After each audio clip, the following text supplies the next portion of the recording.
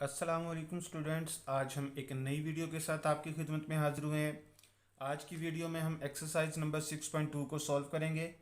6.2 का सबसे पहला क्वेश्चन जो स्मार्ट सिलेबस में इंक्लूड है वो क्वेश्चन नंबर 3 है। इसमें कह रहा है कि find arithmetic mean by direct method for the following set of data. वो कह रहा है कि जो आपके पास नीचे जो आपके पास सेट ऑफ डाटा का जो सेट दिया गया है, इसका आपने अर्थमेटिक मीन फाइंड करना है डायरेक्ट मेथड से। ठीक है, इसके दो मेथड होते हैं आपके पास, एक डायरेक्ट और एक होता है आपके पास इनडायरेक्ट। उसने जस्ट इस क्वेश्चन में क्या कहा है, आपने जस्ट इसको डायरेक्ट मेथड से करना, इनडायरेक्ट से नहीं करना।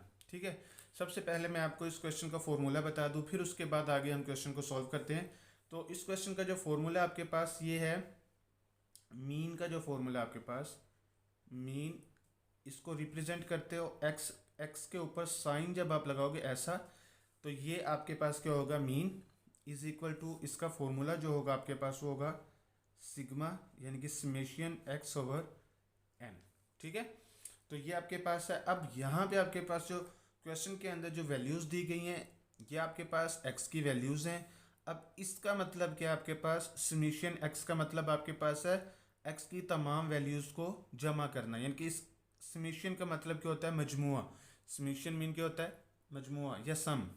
देखो यहाँ पे आप लिख सकते हो, ये होता है आपके पास सम ऑफ नंबर्स। ठीक है, सम ऑफ नंबर्स, तो ये आपके पास सम ऑफ नंबर होगा, यानी कि जितने भी आपको नंबर दिए होंगे उन सबको जब आप प्लस करोगे तो आपके पास जो आंसर आएगा वो आपके पास क्या होगा, समेशियन के इक्वल होगा। ठीक है, तो अब आपके पास यहाँ पे हम क्वेश्चन को सॉल्व करते हैं बाकायदा।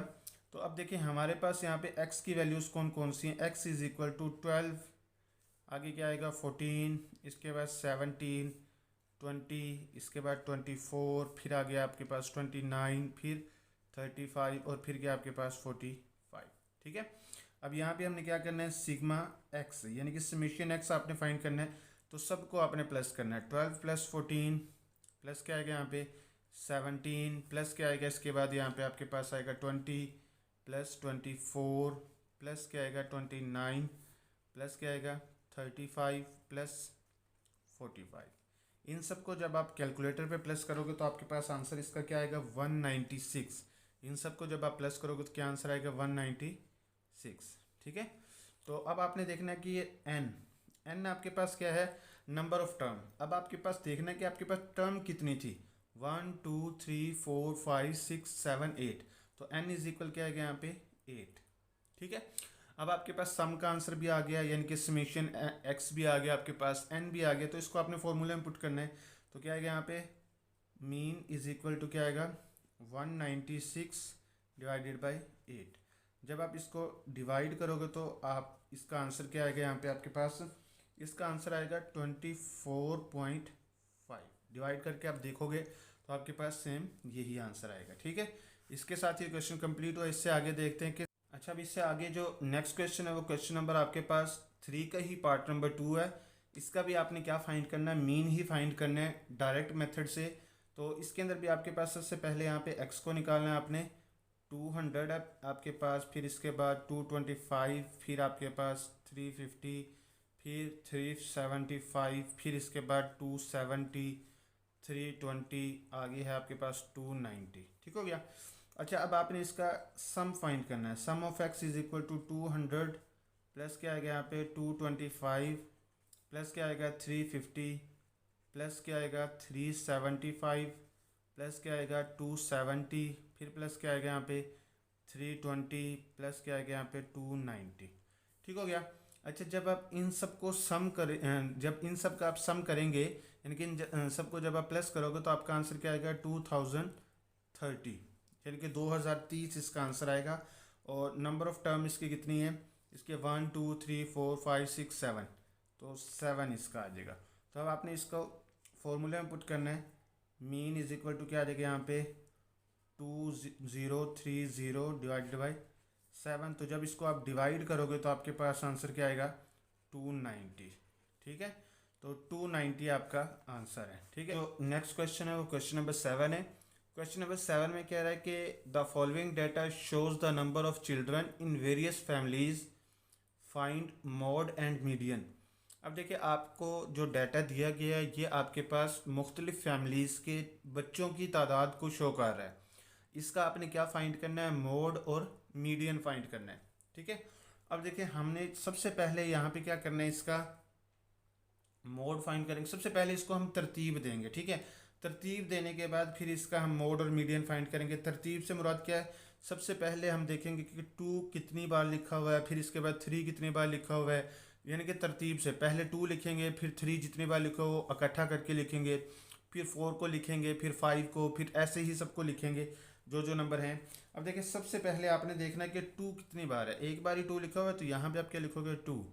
फिर इसके बाद 3 को आपने देखना है कि 3 कितनी बार है, ये आपके पास लिखा हो 1 2 और ये 3 बार लिखा हुआ है 1 2 एंड 3। ठीक है, 4 कितने टाइम है आपके पास यहाँ पे 6 टाइम, 1 2 3 4 5 6 टाइम है, 1 2 3 4 5 एंड 6।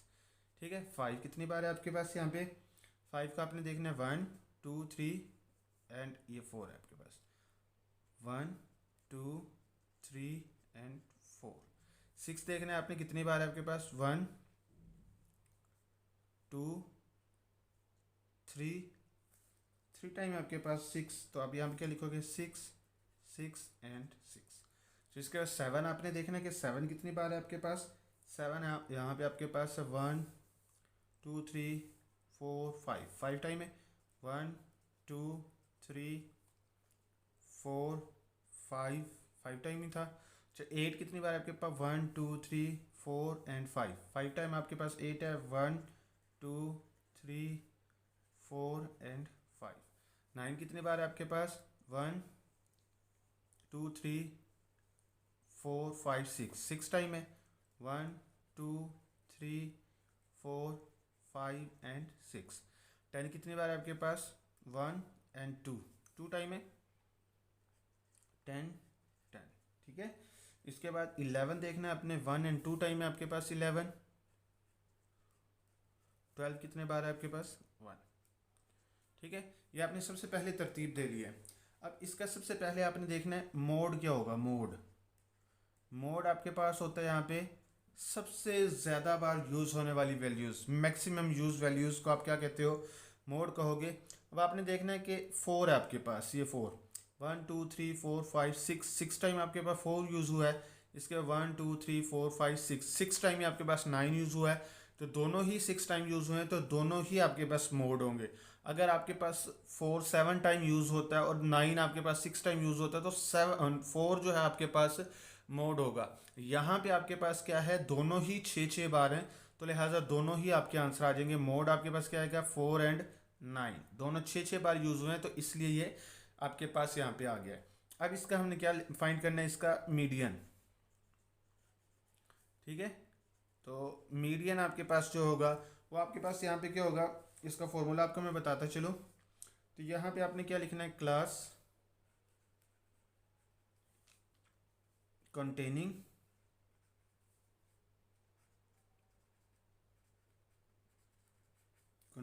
आगे यहाँ पे आप लिखोगे n/2 ऑब्जर्वेशन।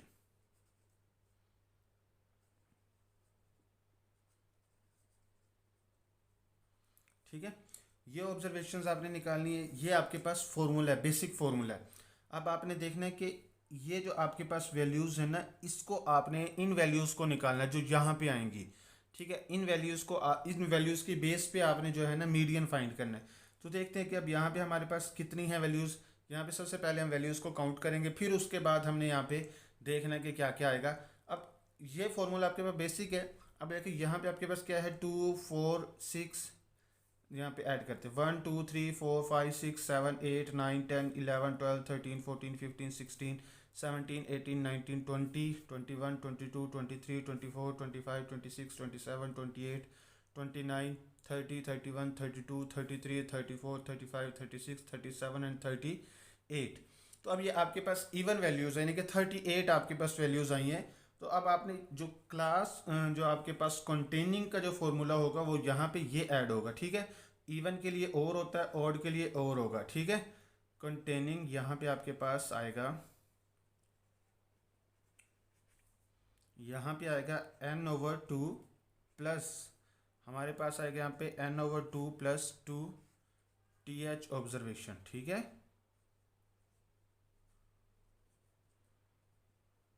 ये आपके पास इवन का फॉर्मूला है। अगर ओड होता तो आपके पास यही फॉर्मूला चल जाता, क्योंकि इसके अंदर n+1 कर लेते तो आपके पास आंसर आ जाता। तो लिहाजा आपने इस फॉर्मूले को नहीं, अब इस फॉर्मूले को देखना है कि इवन वाला फॉर्मूला था तो लिहाजा ये वाला फॉर्मूला आपके पास यूज़ होगा। ठीक है, इवन वैल्यूज़ थी आपके पास, यानी कि 38 थी, तो इसलिए अब यहाँ पे आप क्या लिखोगे, इस यहाँ पे लिखोगे क्लास कंटेनिंग, अब आपके पास जो थी 38/2 प्लस यहाँ पे क्या आएगा 38 + 2/2। ठीक है, मैं OBSR लिख देता हूँ। ठीक है, ऑब्जर्वेशन इसका मतलब है। अब यहाँ पे आप क्या करोगे, इसको क्लास कंटेनिंग, अब ये तो होगा 38/2, अब इसको प्लस करोगे तो क्या बनेगा यहाँ पे 40/2। अब यहाँ पे ये ऑब्जर्वेशन। ठीक है, तो अब जब आप इसको कट करोगे तो यहाँ पे क्या बनेगा 19, और यहाँ पे क्या आएगा आपके पास 20। तो कौन सी क्लास आपके पास आ रही है यहाँ पे,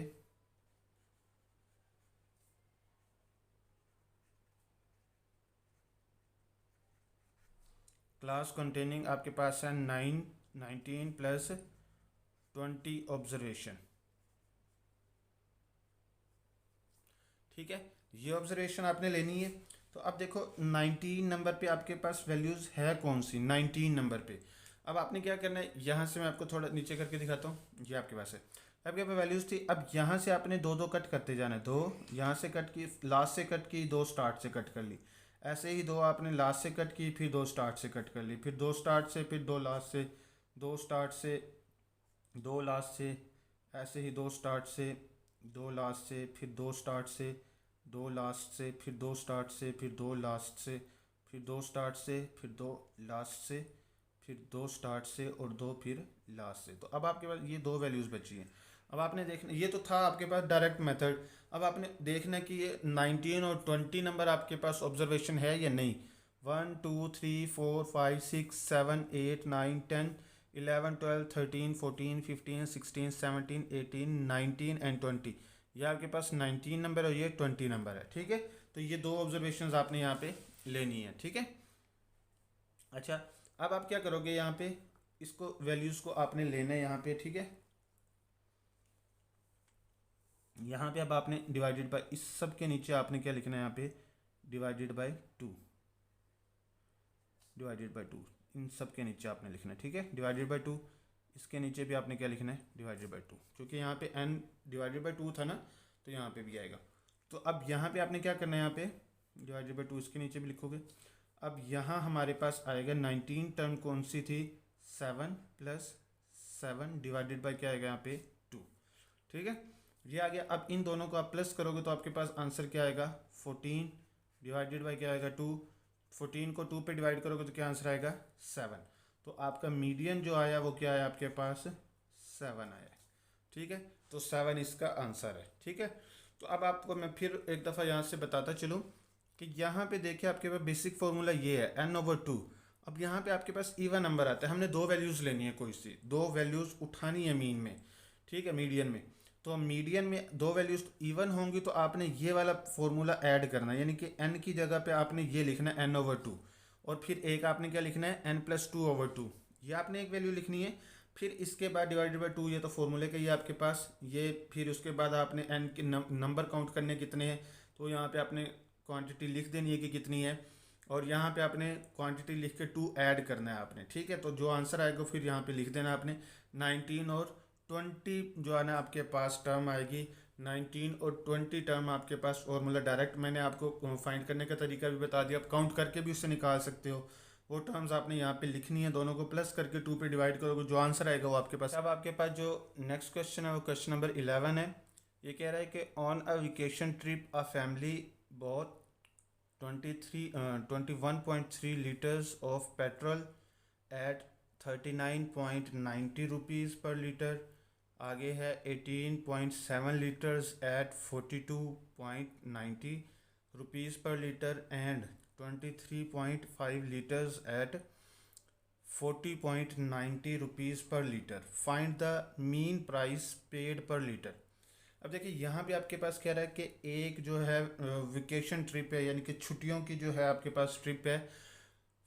एक फैमिली जो है वो छुट्टियों की ट्रिप पे जो है, एक जो है आपके पास सबसे पहले 21.3 लीटर पेट्रोल ख़रीदती है 39 रुपये 90 पैसे के हिसाब से। 18.7 लीटर जो है वो ख़रीदती है 42.90 यानी कि 42 रुपये 90 पैसे के हिसाब से। 23.5 यानी कि 23.5 लीटर जो है पेट्रोल वो ख़रीदती है 40 रुपये 90 पैसे यानी कि 40 रुपीज़ 90 पैसा। इसके हिसाब से जो है वो पेट्रोल ख़रीदती है। अब आपने ये बताना है कि वो जो है टोटल कितना जो है पेट्रोल ख़रीदती है, यानी कि जितना भी उसने पेट्रोल ख़रीदा है उसका आपने मीन फाइंड करना है, मीन पेट्रोल प्राइस फाइंड करनी है, मीन पर लीटर। ठीक है, तो अब देखिए आपके पास जो पेट्रोल है उसको आप रिप्रेजेंट करोगे एक्स से, जो उसकी प्राइस है उसको आप रिप्रेजेंट करोगे डब्ल्यू से, और इसके बाद जो पेट्रोल को प्राइस से आप मल्टीप्लाई करोगे तो आप यहाँ पे क्या लिखोगे, एक्स डब्ल्यू। ठीक है, तो अब देखिए आपने यहाँ पे देखना है कि पेट्रोल आपने कितना ख़रीदा है। सबसे पहले तो आपने ख़रीदा है 21.3, फिर आपने कितना ख़रीदा है यहाँ पे 18.7। ठीक है, ये पेट्रोल है आपके पास। फिर इसके बाद आगे आपने और कितना ख़रीदा है 23.5, इतना आपने पेट्रोल ख़रीदा है।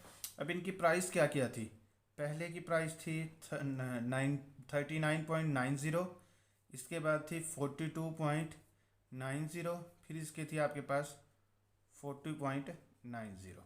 अब आपने क्या करना है, इसका प्राइस फाइंड करनी है। ये तो पर लीटर की प्राइस है ना, आपने 21.3 लीटर की जो प्राइस आपने निकालनी है तो कैसे निकालोगे, 21.3 मल्टीप्लाई बाय क्या आएगा यहाँ पे 39.90। इसको जब आप मल्टीप्लाई करोगे तो आपके पास जो आंसर आएगा वो क्या आएगा यहाँ पे 849.87। ठीक है, ये आंसर आएगा। इसी तरह आपने इन दोनों को मल्टीप्लाई करना है, 18.7 मल्टीप्लाई बाय 42.90, दोनों को जब आप मल्टीप्लाई करोगे तो आंसर क्या आएगा आपके पास 802.23। ठीक है, इसके बाद आपने क्या करना है, अब 23.5 मल्टीप्लाई बाय क्या आएगा अब यहाँ पे 40.90। जब आप इसको मल्टीप्लाई करोगे तो आपके पास आंसर क्या आएगा 961.15। ठीक है, तो अब आपने इनको भी ऐड करना है। यहाँ पे आपके पास इन सब को ऐड करोगे तो आपके पास आंसर क्या आएगा सिग्मा एक्स, और जब इसको प्लस करोगे तो क्या आएगा यहाँ पे सिग्मा एक्स डब्ल्यू। ठीक है, तो इसका जब आप इस सब को ऐड करोगे तो आपके पास आंसर क्या आएगा यहाँ पे 63.5। ठीक है, इन सब को जब आप ऐड करोगे तो 63.5 आएगा, और इन सब को जब आप ऐड करोगे तो इसका आंसर क्या आएगा आपके पास यहाँ पे 2613.25। ठीक है, इन सब को ऐड करने से आंसर आया। तो अब आपके पास बेसिक फॉर्मूला क्या है मीन का, जैसे कि आपको पहले भी मैंने बताया था, वो आपके पास क्या था, ये आपके पास आएगा यहाँ पे sigma x W divided by क्या आएगा यहाँ पे सिग्मा एक्स। ठीक है, ये आपका बेसिक फॉर्मूला है। अब इसके हिसाब से आप क्या करोगे, यहाँ पे मीन इज इक्वल टू क्या आएगा यहाँ पे, इसका जो आंसर आया था 2613.25 डिवाइडेड बाय क्या करोगे यहाँ पे 63.5। जब आप इसको डिवाइड करोगे तो आपका आंसर क्या आएगा यहाँ पे, ये आएगा 41.15। ये जो है पर लीटर प्राइस जो आपके पास आई है वो आई है 41.15 रुपीज़। ठीक है, के पास जो नेक्स्ट क्वेश्चन है वो क्वेश्चन नंबर 12 है। ये कह रहा है कि calculate simple moving average of 3 years from the following data. वो कह रहा है कि आपने सिंपल मूविंग एवरेज जो है ना वो फाइंड करनी है। आपने क्वेश्चन में सिंपल मूविंग एवरेज जो है ना एवरेज 3 years की, ठीक है, हर 3 साल की जो है वो मूविंग एवरेज आपने फाइंड करनी है, जबकि डाटा आपके पास दिया गया। अब इसके अंदर आपने सबसे पहले क्या करना है, ये डाटा को ऐसे उतारना है, यहाँ पे ईयर्स यहाँ पे लिखने हैं आपने, इसके बाद वैल्यूज़ लिखनी है, फिर 3 ईयर्स की वैल्यूज़ लिखनी है और फिर उसकी मूविंग फाइंड करनी है। ठीक है, सबसे पहले हम यहाँ पे क्या लिखेंगे, ईयर्स लिखेंगे 2001, फिर इसके बाद 2, इसके बाद आगे क्या आएगा 3, फिर इसके बाद आगे क्या आएगा 4, फिर 5, फिर इसके बाद आगे 6, आगे आएगा 7, 8, इसके बाद आगे 9 और फिर आगे आएगा 10। ठीक है, इसकी वैल्यूज़ क्या क्या थी, 102, 108, 130, 140, इसके बाद 158, इसके बाद आगे क्या आएगा 180, इसके बाद 196, इसके बाद आगे 210, 220 और 230। ये आपके पास आ गया। अच्छा, अब इसके बाद आगे आपने क्या करना है, 3 ईयर्स की वैल्यूज़ को इकट्ठा करना है। अब देखिए यहाँ पे आपके पास जब जो पहला होगा ना आपके पास 3 ईयर्स, पहला जो होगा 1 2 3, इसमें आपने पहले को सिंपल छोड़ देना है यहाँ पे पहली वैल्यू को। ठीक है, ना इसकी मूविंग होगी ना इसके अंदर 3 ईयर्स का काउंट होगा यहाँ पे। ठीक है, अब इसके बाद आपने 2000 इन तीनों को प्लस करना है, 1 2 3, इन तीनों को प्लस करके यहाँ पे लिखना है 3 ईयर्स को। ठीक है, और 3 ईयर्स की मूविंग जो होगी वो यहाँ पे आपने निकालनी है। तो कैसे करेंगे अब यहाँ पे, अब 102, 108 और 130 को जब हम ऐड करेंगे तो हमारे पास यहाँ पे आंसर क्या आएगा 340। क्या आएगा आपके पास 340। ये इन तीनों को ऐड किया आपने, मैं आगे यहाँ पे लिख देता हूँ किस किस को ऐड किया यहाँ पे तो मैं लिखना याद नहीं रहा। 102 प्लस 108 प्लस क्या आएगा यहाँ पे 130। ठीक है, इन सबको ऐड किया तो यहाँ पे आ गया। अब इसकी मूविंग कैसे निकालनी है आपने, 340 डिवाइडेड बाय 3 ईयर्स की करनी है ना, 3 पे डिवाइड कर दोगे तो आंसर आ जाएगा आपके पास। अब यहाँ पे जब आप इससे डिवाइड करोगे तो आपके पास आंसर क्या आएगा 133.33। ठीक हो गया। अच्छा, अब आपने इस एक को छोड़ देना है, अब ये आगे वाले 3 ऐड करना है। तो यहाँ पे क्या आएगा, यहाँ पे लिख देता हूँ मैं 108 प्लस क्या आएगा 130 प्लस 140 इज इक्वल टू क्या आएगा यहाँ पे, इसको जब आप ऐड करोगे तो क्या आंसर आएगा 378। ठीक है, 378 को जब आप 3 पे डिवाइड करोगे तो आंसर क्या आएगा आपके पास यहाँ पे 126। ठीक हो गया। अच्छा, इसके बाद इसी तरह अब आपने इसको छोड़ देना, आगे वाली 3 वैल्यूज़ को लेना। तो क्या आएगा यहाँ पे 130 plus 140 plus 158 is equal to, तीनों को जब आप प्लस करोगे तो आंसर क्या आएगा आपके पास 428। तो अब यहाँ पे आएगा 428 डिवाइडेड बाई 3 से डिवाइड करोगे तो आपके पास आंसर क्या आएगा 142.63। अब ऐसे ही इसको छोड़ देना, आगे वाली 3 को लेना है आपने। तो क्या आएगा यहाँ पे अब 140 plus 158 plus 180 is equal to 428 से आगे अब यहाँ पे आएगा 478। ठीक है, अब यहाँ पे आएगा 478 डिवाइडेड बाई 3, तो करोगे तो आंसर क्या आएगा इसका यहाँ पे 159.33। ठीक है, इससे आगे अब आपने 140 को छोड़ देना है। तो अब यहाँ पे आएगा 158 प्लस क्या आएगा यहाँ पे 180 प्लस 196, तो ऐड करोगे तो आंसर क्या आएगा अब यहाँ पे 534 divided by 3 is equal to क्या आएगा यहाँ पे आंसर 178। ठीक है, इसी तरह अब आपने 180 से स्टार्ट करना है।